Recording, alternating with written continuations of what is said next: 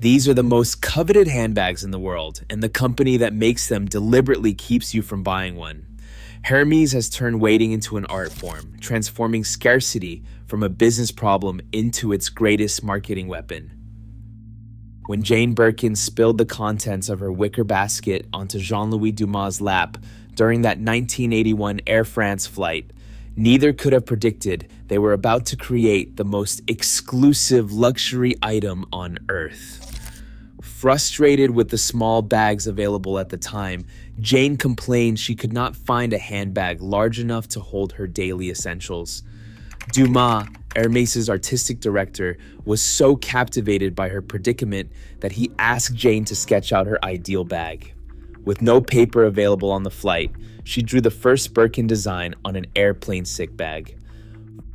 4 years later, in 1985, Hermès presented Jane with the prototype. That original bag, which retailed for just $2,000, eventually sold at Sotheby's in July 2025 for a record-breaking $10.1 million. But the astronomical price is not what makes Birkin bags legendary. It is the fact that you simply cannot buy one when you want it. There is no official waiting list for Birkin bags anymore. Hermès abolished the formal list in 2010, but this was not to make the bags more accessible. It was to make the system even more exclusive. Now, it is all about your relationship with the staff, your purchase history, and whatever they happen to have in stock. Many people still believe there is an official wait list, but there is no formal list, just a priority system based on spending and store relationships. This is where the Hermès game begins. Only customers with an extensive purchase history at the French brand get offered the opportunity to buy quota bags like the Birkin or Kelly. One insider revealed she had to reach a 1-to-1 spending ratio to qualify. To unlock the opportunity to buy a $12,000 Birkin, she first had to spend $12,000 on other products from the brand. People who get offered bags more frequently are those who buy ready-to-wear products, clothing, jewelry, fine jewelry, and homeware. A good spread across different categories will always work in your favor. But why does Hermès do this? Why deliberately frustrate customers and create barriers to purchase? The answer lies in understanding what happens when luxury becomes too available. Former CEO Robert Chavez emphasized this philosophy. Once something becomes saturated, the luxury customer doesn't want it anymore. Hermès has mastered the psychological principle that scarcity creates desire. When something is difficult to obtain, it becomes more valuable in our minds. The foundation of this scarcity isn't just artificial, it's built into the very DNA of how these bags are made. Each Birkin requires 18 to 24 hours of labor by a single craftsman. These artisans must train for 5 years before they are even allowed to work on a Birkin. There are 80 Hermès master trainers, a role that takes 8 years to attain, and they train the next generation through an 18-month intensive program. According to a 2014 estimate, Hermès produced only 70,000 Birkin bags that year. To put this in perspective, Louis Vuitton produces millions of bags each year. Hermès deliberately keeps production below demand. Axel Dumas, the current chief executive officer, says our strength is loving craftsmanship while others love industrialism. This is not just philosophy, it is strategy. The company maintains 80% of production in-house, primarily in France. Every item is personally approved by the creative director before release. The financial results speak for themselves. Birkin bags have become one of the best investments in modern times. A 2016 study found that Birkin bags had average annual returns of 14.2% between 1984 and 2015, significantly beating the S&P 500 index. Unlike stocks and gold markets, the value of Hermès Birkin handbags has never fluctuated downwards. The bags experienced a peak surge in value in 2001, increasing by 25%, with the lowest increase in 1986 at just 2.1%. In 2024, the cellular Birkin bag saw a 52% year-over-year increase. These numbers have created a secondary market where pre-owned Birkins frequently auction for $60,000 to $100,000 at luxury consignment sites. Bags that retail for $9,000 can resell for $30,000 or more, depending on size, color, and condition. This has led some to frame Birkin bags as investments, though financial planner Carolyn McClanahan warns, "It grosses me out when I see purchases positioned as investments. I'm totally for people buying nice things, but I would not call it an investment." The exclusivity strategy has made Hermès one of the most profitable luxury companies in the world.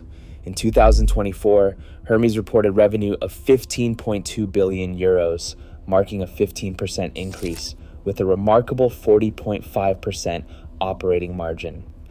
While global luxury sales were down approximately 2% in 2024, driven largely by a slowing Chinese market, Hermès continued to grow. The company's recurring operating income reached 6.2 billion euros, with a net profit of 4.6 billion euros, maintaining a 30.3% profitability margin. But this system isn't without controversy. In March 2024, a class action lawsuit was filed claiming that Hermès violated antitrust and unfair business practices laws. The lawsuit alleged that requiring consumers to purchase other Hermès products before being given the opportunity to purchase a Birkin bag constituted unlawful tying. However, a California federal judge dismissed the lawsuit, emphasizing that prioritizing top-spending customers without more is not an antitrust violation. The plaintiffs have filed an appeal, keeping the legal debate alive. Hermès has also mastered the art of strategic silence. The company famously does not engage in traditional marketing. Chief Executive Officer Axel Dumas said, "We do not do marketing. We do not try to create an illusion by paying people to wear our products." While celebrities like Victoria Beckham, who owns over 100 Birkin bags, and Kim Kardashian regularly sport Hermès bags, these are not paid endorsements. The brand's power comes from authentic desirability, not manufactured celebrity appeal. The weighting is not accidental, it is orchestrated. Hermès has transformed production constraints into the most sophisticated marketing strategy in luxury goods. By maintaining limitations that create scarcity, they have built a brand ecosystem where unavailability becomes the greatest advertisement. This deliberate absence of conventional marketing strategies emphasizes their focus on timeless craftsmanship and rich legacy. The company continues to expand, but always deliberately. The opening in September 2024 of their 23rd leather goods workshop in Riom increased production capacity.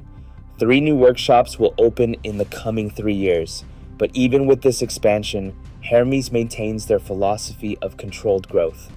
Having doubled their workforce in the past 10 years, they employed nearly 26,000 people worldwide by 2025, over 60% of whom work in France. Even as technology advances, Hermès remains committed to human craftsmanship.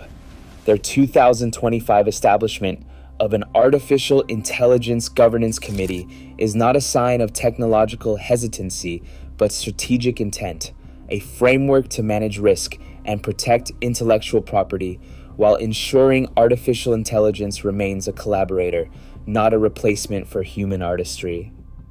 Pierre-Alexis Dumas addressed the brand's philosophy in a 2024 interview.